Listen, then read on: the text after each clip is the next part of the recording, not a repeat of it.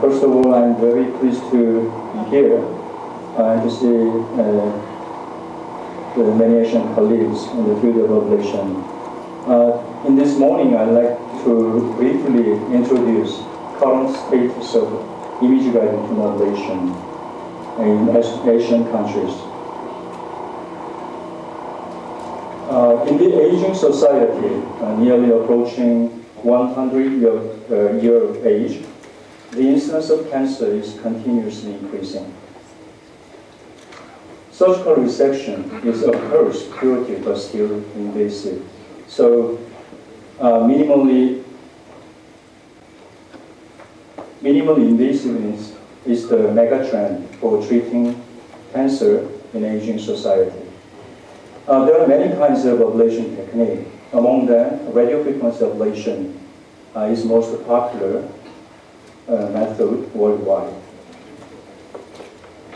As we all know, there are 4 columns in oncology: surgical oncology, medical oncology, radiation oncology, and finally, interventional oncology. Actually, we are involved in right now. Interventional oncology can be divided into catheter-based tumor ablation, tumor treatment, and image-guided tumor ablation. Our meeting is focusing the image-guided tumor ablation. There are many kinds of image-guided, pros and cons of image-guided tumor ablation. Regarding the advantage, the minimal invasiveness is the most important, most strong strength of ITA, which can provide lower morbidity and mortality and the repeatability of the treatment, and also can provide excellent local tumor control at the moment, and finally, cost-effective. What about the disadvantage of image-guided tumor ablation? ITA still suffers higher recurrence compared to the surgical resection because of still limited ablation volume by current technology, and also potential heat-sink effect by the adjacent vessels, and also potential tract seeding. And finally, recently, inconspicuous small tumor detected on primo-disc MRI.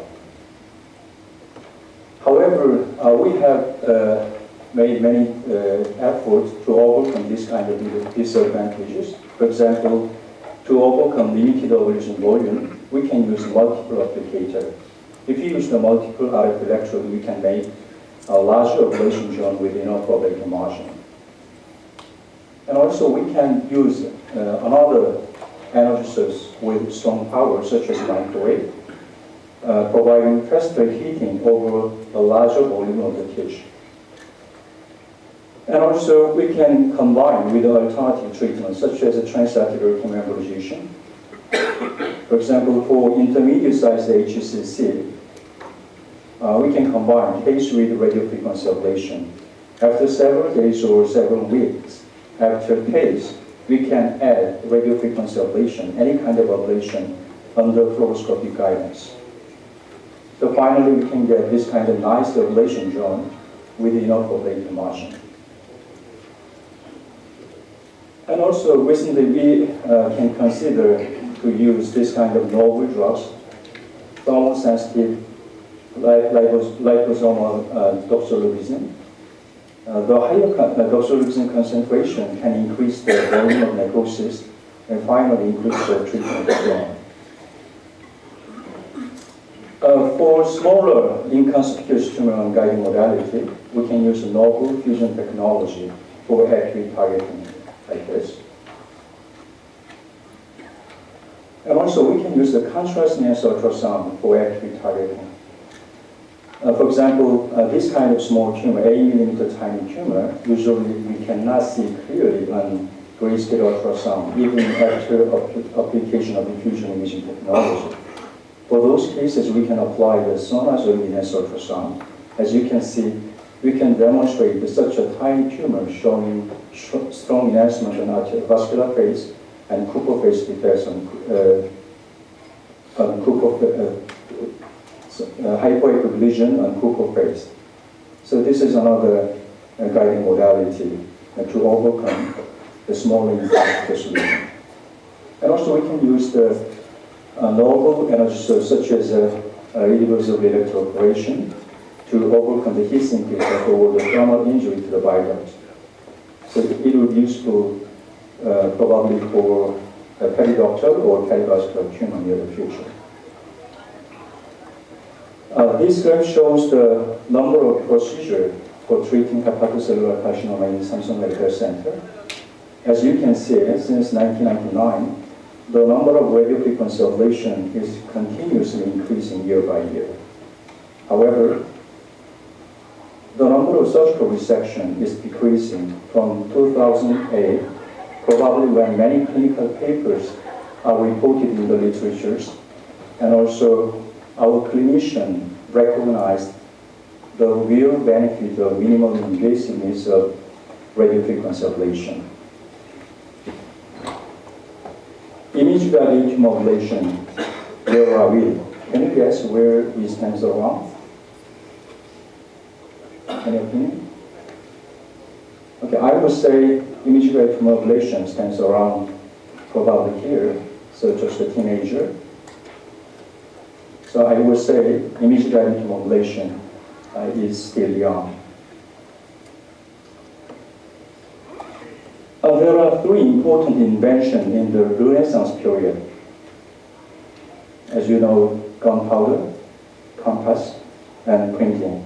Actually, which were developed from Asian countries a long time ago.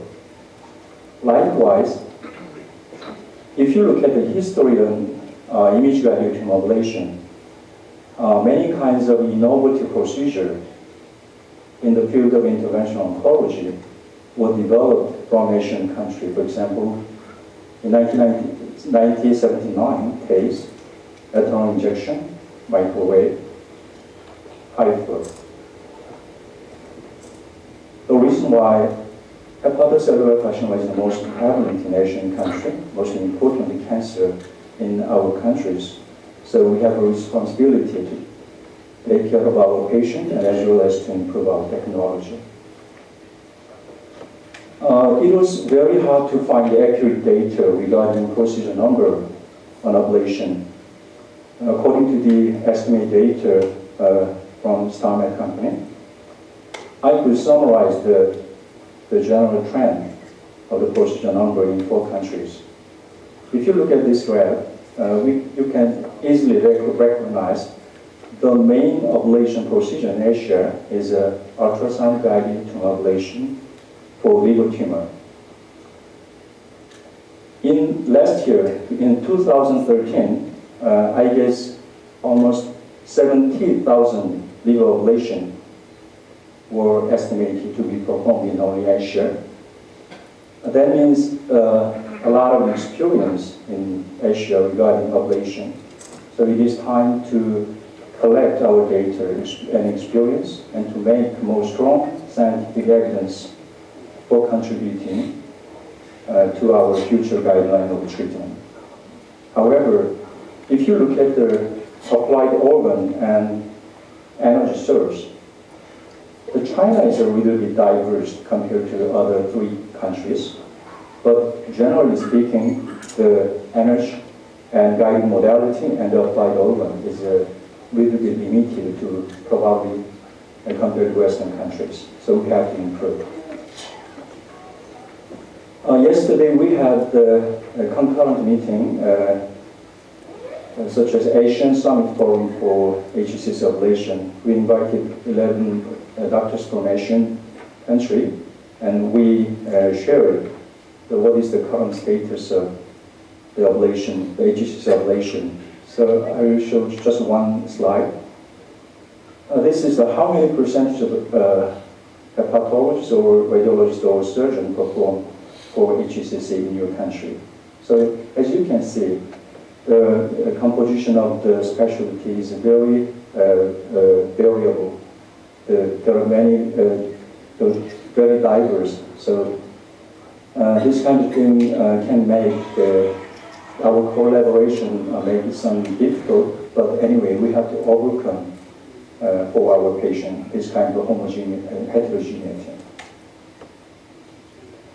This graph shows the number of SSI papers regarding tumor ablation in PubMed. If you look at the graph, last year, almost 1,300 papers regarding tumor ablation were published in the literatures. Among them, the literatures regarding liver ablation is more than is almost half. Also, there are many important landmark papers regarding HCC ablation. I guess most primary author or corresponding authors are attending here as a board of director members. For example, Dr. Lin and Dr. Shina compared radiofrequency ablation with ethanol injection, and Dr. Yamakata and Dr. Shibata reported the benefit of combined treatment with PACE, and Dr. Shina and Dr. Kim reported their long-term outcome after radiofrequency ablation recently. And also many Chinese colleagues compared radiofrequency ablation with operation as a randomized controlled trial. This report from University of Tokyo, which was published in the American Journal of Gastroenterology in 2012, Dr. Shina evaluated 1,170 patients with hepatocellular carcinoma. The 5 and 10 years overall survival rate were 60 and 27%, which was quite comparable to surgical resection. Another paper from Samsung Medical Center, which was published in Journal of Hepatology in 2013, we evaluated 1,300 patients with a very similar criteria to University of Tokyo. Surprisingly, the overall survival rate is quite similar. 5 and 10 year overall survival rate was 60 and 30%. What about ablation versus resection? Actually, this is the long-standing question, but unfortunately, we don't have any clear answer. The first randomized controlled trial by Dr. Chen from Guangzhou, China, he concluded there was no statistically significant difference in overall and disease-free survival. 4 years later, in the same journal, a second RCT by Dr. Huang from same city and same country, the conclusion was complete to the first RCT study. Resection is better than ablation. This is a famous Japanese nationwide survey on comparison of resection and ablation. Dr. Hasegawa evaluated more than 2,000 ethanol injection and more than 5,000 radiofrequency ablation and resection. Although he did not adjust the liver function in each group, his conclusion was that resection is superior to ablation.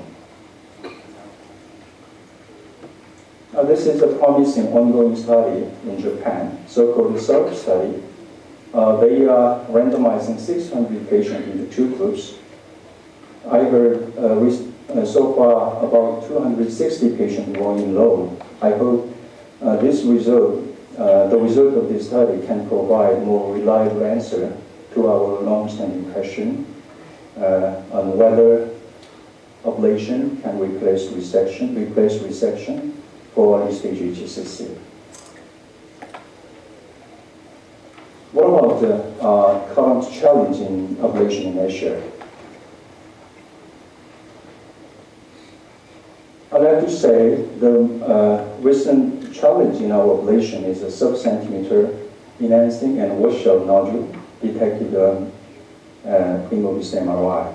For example, this kind of such a tiny tumor, 2 mm enhancing lesion, can show defect in hepatobiliary phase. If you look at the follow-up image, this kind of tiny nodule continuously increasing. 5 mm 8 months later, 10 mm 17 months later. So finally progressed to overt HCC on the diagnostic criteria. So when and how to treat this kind of tumor? This is our current challenge in our center. We had a chance to follow up the 40 sub-centimeter high-risk hypervascular nodule detected an prima vista MRI. As you can see, almost 90% of the nodule finally progressed to over DHCC about 12 months later. For this kind of subcentimeter tumor, small tumor, we have many technical tips. Traditionally, we can use artificial cycles to improve Sony window. And also, fusion imaging guidance already adapted in the many Asian countries. And also, Japan and Korea use sonogenous ultrasound. This is very powerful. And also, we can combine the transarterial chemioembolization by using the Ripardo for localization. And let me show an example, the role of sonogenous ultrasound for subcentimeter HCC.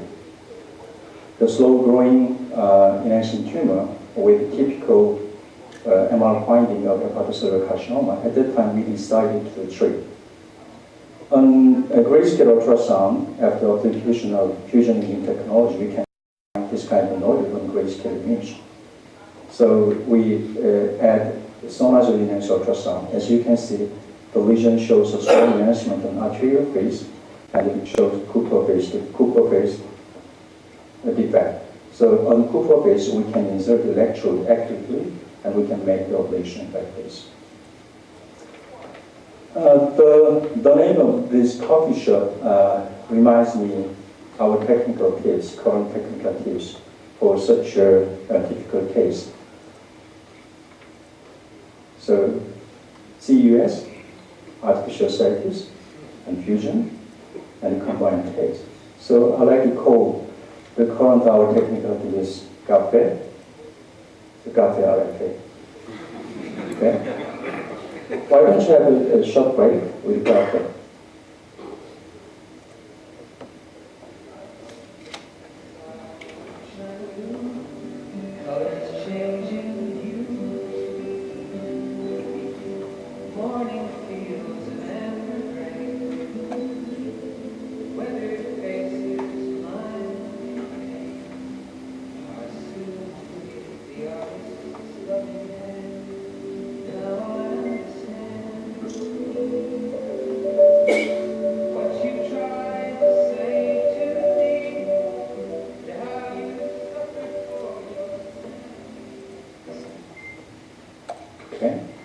What about the treatment guideline for hepatocellular carcinoma? We have many kinds of guidelines in our hands. For example, either evidence-based or consensus-based Japanese guideline. Ablation is already recommended as one of the curative treatment for smaller 3 cm HCC. If you look at the AHASA guideline, even though it is resectable, ablation can be considered as one of the curative treatment for smaller than 3 cm tumor. However, if you look at the previous version of BCLC guideline, Western guideline, for very early stage HCC, which means single smaller than 2 cm tumor, they only recommend resection. However, thanks to many clinical papers from Asia and randomized control trial, recently they changed their policy. For very early stage HCC, if the patient is not a potential candidate for liver transplantation, at the time, ablation should be considered instead of a surgical resection. So the room for ablation already be expanded. As I mentioned earlier, we have so many maps of the world like our treatment guideline. However, I hope by cooperating between the Eastern and Western society, near the future, we have to get this kind of universal map of the world for our guideline. Regarding the Interventional Oncology Society, there are two major streams, the WCIO and ECIO. Actually, 5 years ago, we had the first Japan-Korea IPA meeting in Tokyo. The many doctors on the front line is current director or the advisory member of ACTA. We had a third meeting in Seoul last year. At that time, we decided our Japan-Korea meeting should extend to Asian countries. So that's why we are here today. I think ACTA is just like this, just a newborn baby. However, by cooperation between the Asian populations, we can make this kind of beautiful progress in the future. Okay, let me conclude my talk. Current status of image-guided modulation in Asian country is promising in oncology management, probably like Western countries. Regarding HCC ablation, we did a good job so far using many kind of state-of-the-art technology. However, it's time to collect our data and experience and make our more strong evidence. Regarding emerging guidance in organ is still limited, so we have to improve. Finally, a real Asian collaboration is necessary. Thank you for your attention. Thank you very much, Professor Lin, for this introduction. And this is my pleasure to be here with my friend from Asia. And